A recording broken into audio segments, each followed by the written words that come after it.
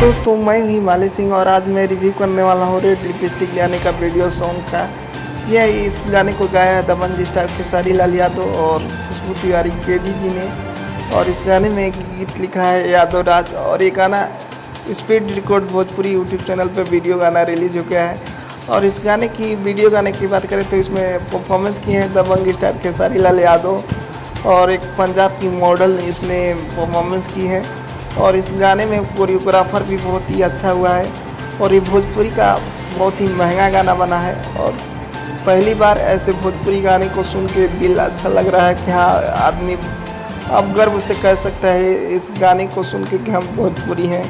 ये मॉडल भी है और इस गाने को सुन के मज़ा भी आ रहा है। और कहीं इस गाने में अश्लील नहीं दिखाया गया है, नहीं अश्लील इस गाने में प्रयोग किया गया है। पहली बार खेसारी लाल यादव जीवन के सबसे साफ़ सुथरे गाने लेकर आए हैं, जिस गाने का नाम है रेड लिपस्टिक। और इस गाने से एक पार्टी सॉन्ग है और एक बहुत ही शानदार सॉन्ग है। अभी तक इस गाने को नहीं देखे हैं तो speed record Bhojpuri YouTube channel पर जाकर देख सकते हैं। और आप लोग बताइएगा कि खेसारी लाल यादव के गाने रेड लिपस्टिक का रिव्यू कैसा लगा। तो अगर हमारे चैनल पे नए हैं तो चैनल को सब्सक्राइब करके घंटी का बटन दबा